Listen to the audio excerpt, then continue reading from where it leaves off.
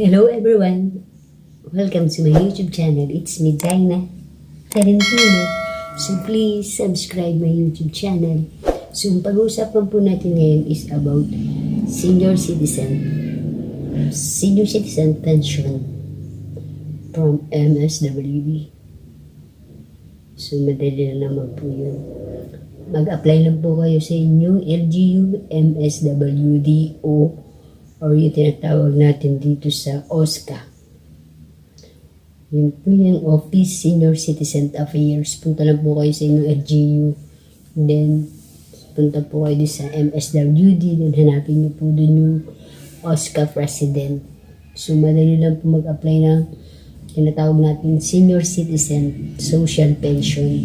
Yan po ay pinagkakalaw po ng government under DSWD sa bawat munisipyo po. At yun po ay may mga criteria or requirements na kung saan pwede pong maka-avail ang isang senior citizen.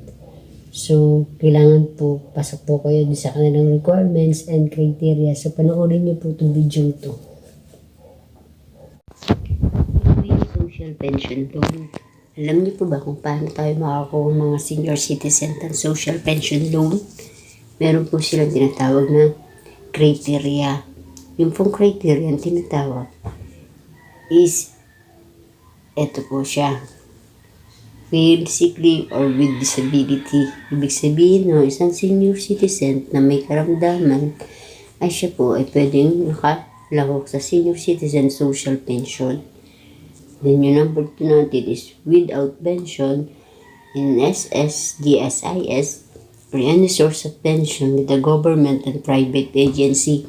Ibig sabihin, sila po yung mga senior citizen na hindi tumatanggap ng pension sa SS or GSIS. So, sila po ay pwedeng makasali. Then yung po pangatlo, without permanent source of income, implementation, or financial assistance from relatives to support basic needs. Ibig sabihin po nito, halimbawa po, ang isang senior citizen ay kailangan po meron siyang mga anak na wala naman nagbibigay sa kanya ng sustento or yung tinatawag na nagsusuporta sa kanya. Yan po ay isa din po yung binabasihan. Kasi kapag po isang senior citizen ay wala pong sumusuportang anak, pwede po makasali siya sa tinatawag na senior citizen social pension. So, iyan po yung tinatawag nating tatlong eligibility criteria. Ayan naman po, mga coverage naman ito sinasabi ng social pension for indigent senior citizen is implemented to all regions including autonomous region or Muslim Mindanao. Yun po. Then yung objective nga nila ay ang matulungan po ang pangangailangan ng mga senior citizen. Basta halimbawa po sa loob ng tatlong eligibility criteria kayo ay mapapasama, magkakaroon po kayo ng senior citizen social pension. So yun nga po, kailangan meron po nararamdaman na tinatawag nila. Then yun nga po, without pension from the SSDSIS and without permanent source of income. Then meron din naman po silang mga requirements na sinasabi. Ito po, ang mga requirements na sinasabi po nila na katulad na lamang po, kailangan po nila ay ang senior ID. Pag mag-a-apply ng senior citizen social pension, kailangan po nila is senior ID at birth certificate of the senior citizen. At kailangan po pupunta kayo dun sa Office of the Senior Citizen Affairs nating OSCA sa inyong Municipal Social Welfare and Development. Doon po kayo mag-i-inquire na kung saan pwede po kayo doon magtanong kung paano po yung mag-apply ng Senior Citizen Social Pension. Hanapin nyo lang po doon yung OSCA President. Then, bibigyan nila po kayo ng form. Then, nga po may requirements, senior citizen ID. Then, yung inyong birth certificate, patunay na kayo ay isang senior na. Makikita doon yung nakaano yung pangalan, edad.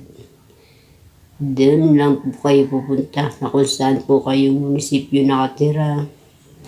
Then, ang benefits po ng senior citizen social pension loan ay 500 po siya a month. Ang isang buwan ng senior citizen social pension loan is 500. Ngayon po, every semestral or 6 na buwan kayong mag-payment out or pay out. May schedule of payment po yun every 6 months. So, 500 times 6 months is 3,000.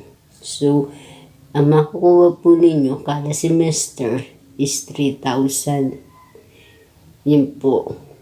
Then, susunod naman po, edi 6 months na naman, 3,000 na naman. So, bali, ang tanatanggap po ng isang senior citizen social pension is 6,000. Pero po yun ay hinahati sa 2 semester or kada 6 na buwan. Kaya, 3,000. So, ganun po. Then, yung delivery scheme po, depende po yun sa inyo, yung pagka yung mag-pay out po kayo, kung dun po mismo sa office ng MSWD po kayo mag-pay out, or minsan dun po sa barangay.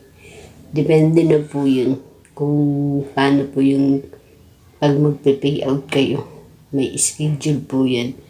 So, kailangan lang po talaga ay kompletuhin nyo lang po yung mga requirements nyo para makapag-apply po kayo ng senior citizen social pension loan.